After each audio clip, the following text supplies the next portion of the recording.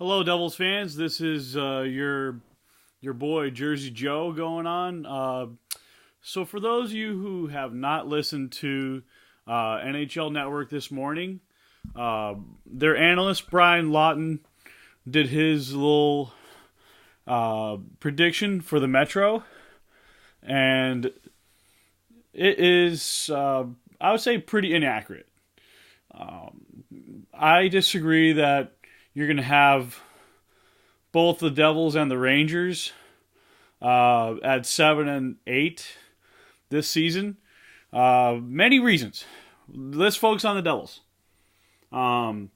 What I think is going on is that it's Brian Lawton, and he's stuck on the negative side about the New Jersey Devils.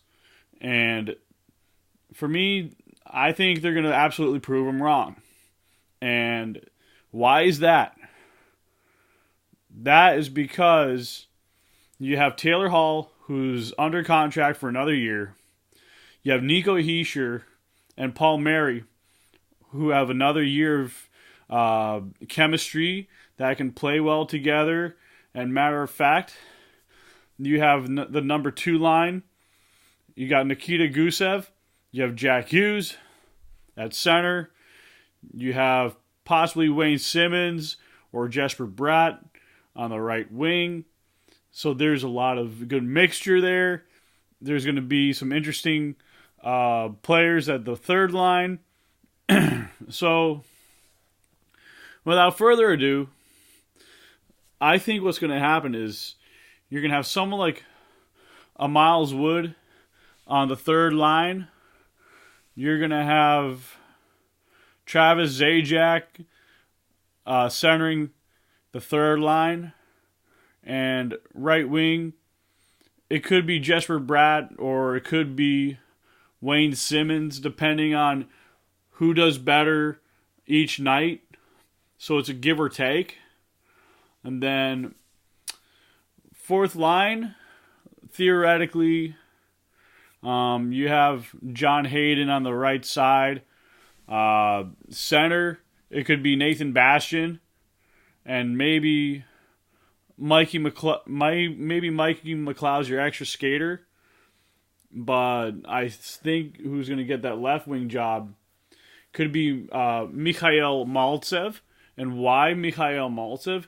He's a very good winger. He knows what he can do, like he did in the KHL. If you followed him, he played for the same team as Nikita Gusev. And so I think what happens is you need that heavy body and someone who can score the bottom 6 and be more productive and be able to speak Russian with Nikita, and Nikita and him can learn English together. And so the immersion of playing for the Devils will be very good. And I think over time, these players will benefit in the near and the long term. And we haven't touched on defensemen yet, but my buddy Jim Berenger had PK Subban on the top line for defense. And of course, I do think that you can put Andy Green on the bottom left defense. You could put Sammy Vatanen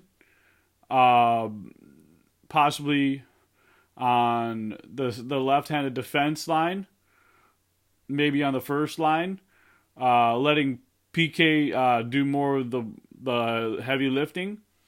Then you have Damon Severson on the right side, and you will have possibly Connor Carrick on the third pairing. So that gives Andy Green someone more mobile and stable to work with. And Will Butcher or Tai Smith could be the second or third left-handed defense slots. Mirko Mueller would be like a healthy scratch, but there's a lot going on because I see Tai Smith as a first line left winger, not left winger, left-handed defenseman, but he skates like a winger, is what I'm saying. But Tai Smith isn't going to be a guy who blows you away with being someone who could, just be like, how I put it like this. He's not exactly like Nicholas. No, not like Hedman. He's not going to be like Victor Hedman, but he's going to be more of a puck carrier. He is very versatile that way. He knows how to handle it in many entry zones, and he can get it without being mistaken for line changes. He knows how to transition the puck up ice, and he's very confident. And I've mentioned it very many times. He's a confident skater, and he knows what he can do with the puck. And it's going to be interesting to see how Tai Smith transitions. He's very calm, cool, and collected, so I wouldn't be surprised if he makes a team. He came all the way through preseason camp last year, and I wouldn't be surprised if he makes the full season. He's that kind of guy that he could have easily been a top 10 pick. And yet he went to 17 to New Jersey a few seasons ago. And it's only going to help the Devils and their defense problems get better over time. And now we get to talk about the goaltending. So Corey Schneider is starting to be succeeded by Mackenzie Blackwood. He's a very good, strong, mobile skater for a goaltender. He can play the puck. He's really calm, cool, collected, and he can definitely do things very well. He's pretty calm and composed.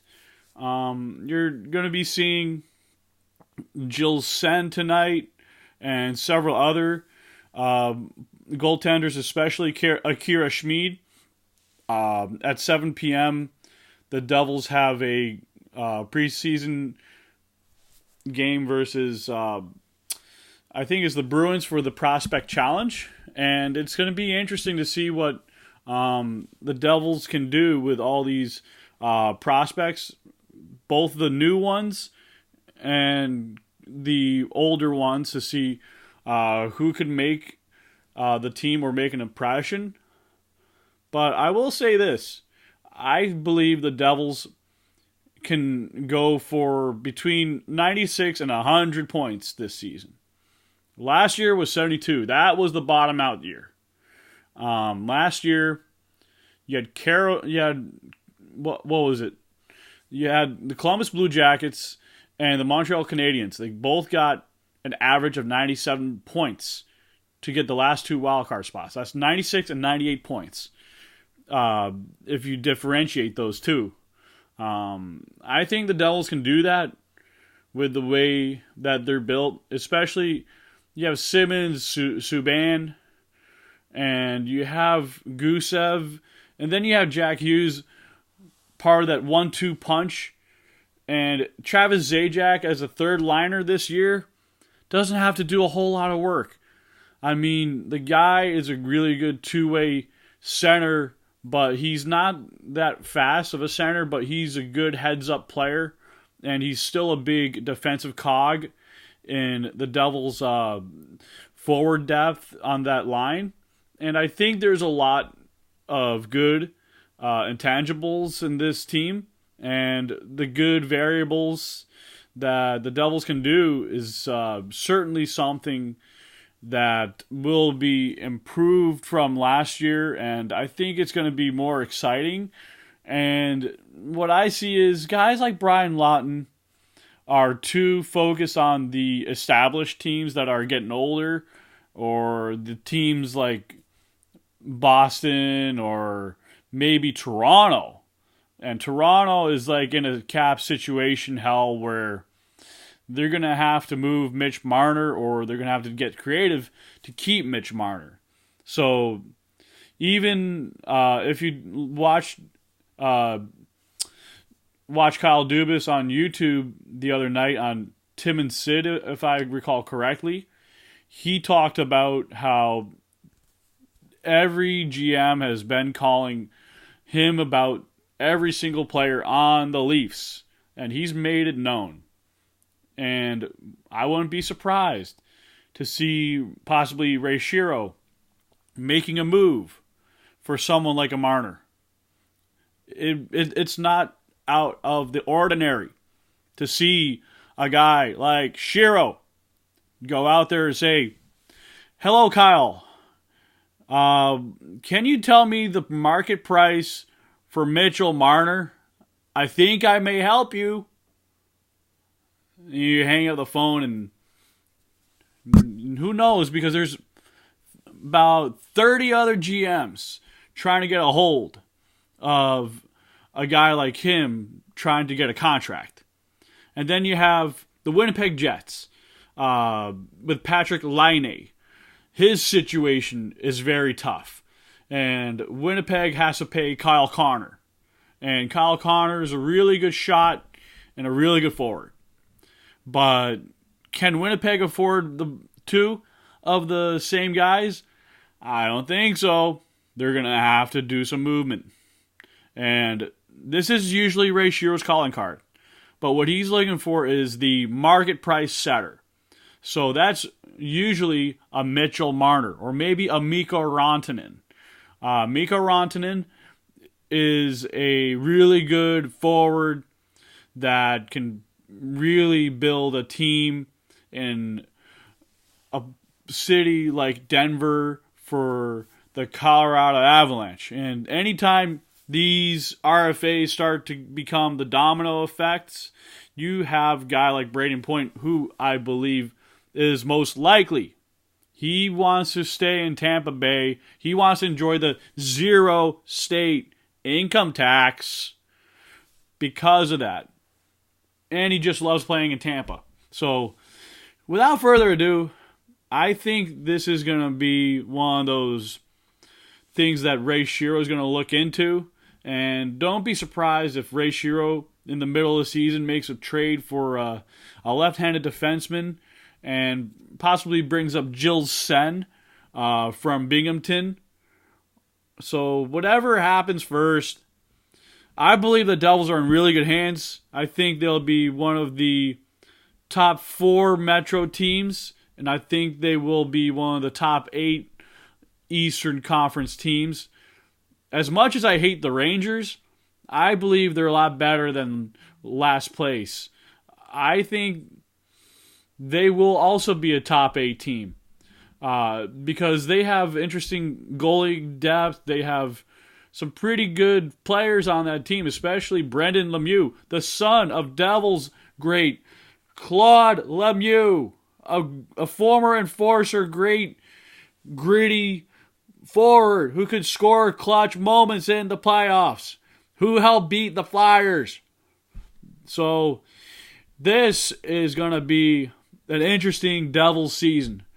A lot of fans, even myself, are very excited for this to come. And for those who want to support me, I have this beautiful thing called Patreon. It is a wonderful site. You can support creators, independent work, stuff like that. Also, I have a podcast on anchor.fm at the Jersey Joe Corner.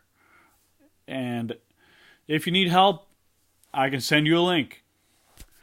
And smash that like button. And by the way, let's go Devils.